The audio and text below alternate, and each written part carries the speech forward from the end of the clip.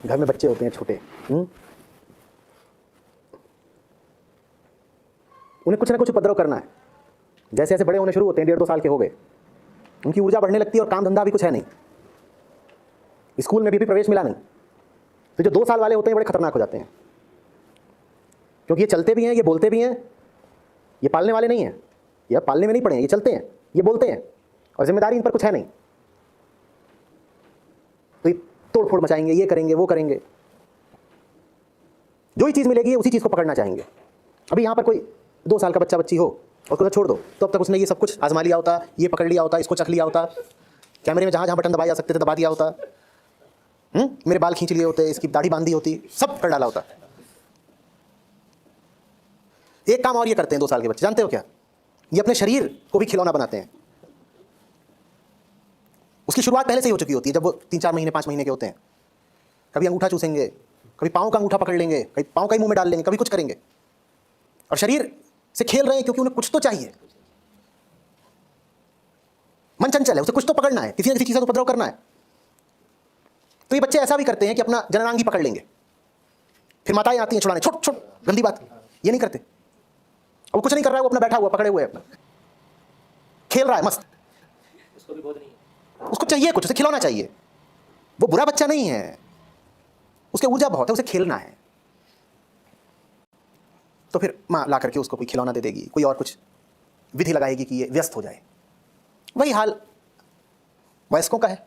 वो 2 साल का बच्चा कहीं खत्म थोड़ी ही हो जाता है, वो 2 साल का बच्चा लगातार हमारे भीतर बना रहता है। उसको अगर तुम जीवन में कोई सार्थक खिलौना नहीं दोगे तो फिर वो अपने ही अंगों को पकड़ के खेलेगा। और वो ऐसा नहीं है कि वो सिर्फ जननांग से ही खेलता है, वो सारे अंगों से खेलता है। भाई खेलने का क्या मतलब? जिस भी चीज को तुम पकड़ लो, जिस भी चीज पर तुम्हारी पकड़ बन जाए। तुम्हारे चेहरे पर तुम्हारी पकड़ नहीं बनी हुई है क्या? देखा है कितनी बार अपने चेहरे को देखते हो? कोई तो बोल रहा था कि कंघी करता हूं और बाल कितने टूटे हैं गिनता हूं। ये क्या है? ये तुमने बालों पर अपनी पकड़ बना ली है, क्योंकि तुम्हें कुछ तो पकड़ना है तो तुमने बाल पकड़ लिए। कभी चले जाओ ये जो सैलून होते हैं वहां देखो चेहरा कैसे पकड़ा जाता है, पाँव का अंगूठा कैसे पकड़ा जाता है। और देवी जी बैठी हुई है, कह रही हूँ और घिसो, और पाँव के अंगूठे घिसाई चल रही है। जिंदगी में कुछ करने को ही नहीं और तो 3-3 घंटे अंगूठा घिसा जा रहा है। ये वही छोटा बच्चा है जो अपना अंगूठा चूस रहा था, जो अपना शिश्न पकड़ के बैठ गया था, वही देवी जी वही है बिल्कुल। या आईने के सामने खड़े होकर के घंटे घंटे पर देखा जा रहा है कि टाई बिल्कुल नपी तुली है कि नहीं। अच्छा अभी तो नॉट उतनी मर्दाना नहीं लग रही, इतनी लगनी चाहिए, जरा सुस्की सी नॉट है तो दोबारा बांधेंगे, अब दोबारा बांधी तो लंबाई कम हो गई,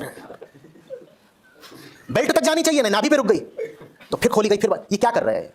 इसने पकड़ लिया, इसने गले को पकड़ लिया, इसने टाई को पकड़ लिया, खेल रहा है उसके साथ। ये सब क्यों हो रहा है? तुम्हारी फ्लाइट छूट रही हो, तुम टाई पर इतना ध्यान लगाओगे? तुम्हारे पास कुछ करने को नहीं, तुम टाई से खेल रहे हो। बात समझ में आ रही है ना? तो ये सब उपद्रव जिनकी बात करी, ये कुछ खास नहीं है। हम शरीर के हर हिस्से के साथ खेलते हैं। ऐसा नहीं है कि हम सिर्फ यौनांग को ही पकड़े हैं। कान छिदवा रहे हो, ये क्या कर रहे हो? बांह पर टैटू बनवा रहे हो, ये क्या कर रहे हो? बोलो। भौहें नुचवा रहे हो, ये क्या कर रहे हो?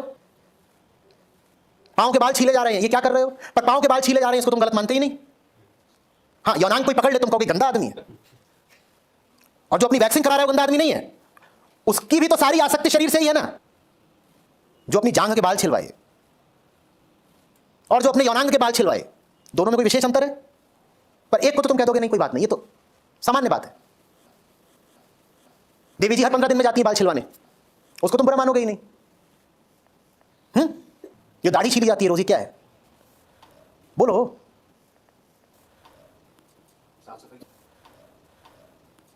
माने वही नहीं गंदा है, मैं भी गंदा हूं, तुम ही साफ हो बस।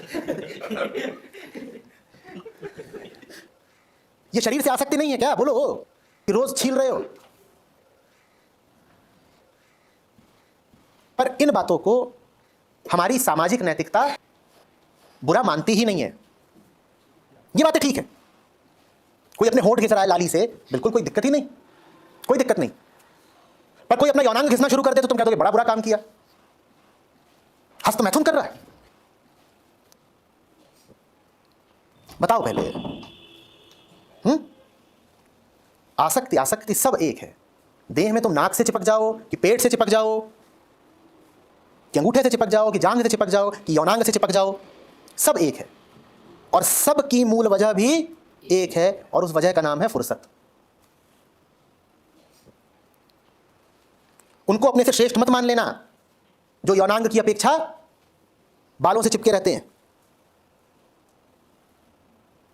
चिपके तो वो भी शरीर से ही है ना। और जब लगोगे तुम किसी महत आयोजन में, तो तुम्हारे पास वक्त नहीं बचेगा कि तुम शरीर से चिपक सको।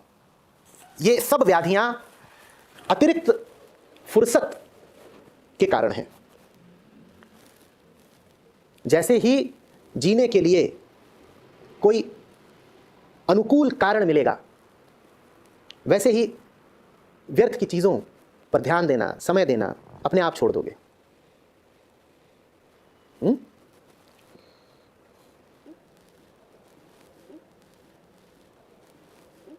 तुमने कहा ना ऊर्जा का ऊर्ध्वगमन, ऊर्जा का ऊर्ध्वगमन यही होता है। ऊर्ध्व माने जो ऊपर की तरफ है। कोई ऊपर वाला काम करो तो नीचे वाली आफतें अपने आप बंद हो जाएंगी। कोई ऊपर वाला काम करो और नीचे की आफतों पर जितना ध्यान दोगे वो बनी रहेंगी, तुम्हारे ध्यान देने से वो कम नहीं हो जाने वाली। शरीर या मन के ऊपर इसका कोई साइड इफेक्ट नहीं आता?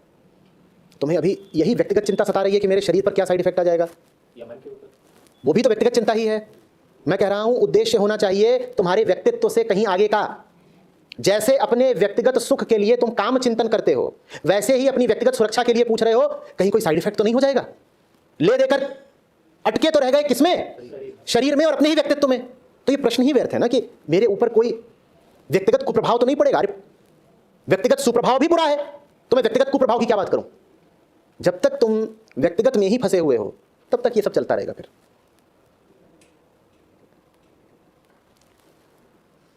इन चीजों का कोई समाधान नहीं होता कि मन में वासना के ख्याल बहुत आते हैं, कि रात में स्वप्न दोष हो जाता है। इनका कोई समाधान नहीं होता। इनसे बस आगे बढ़ जाया जाता है।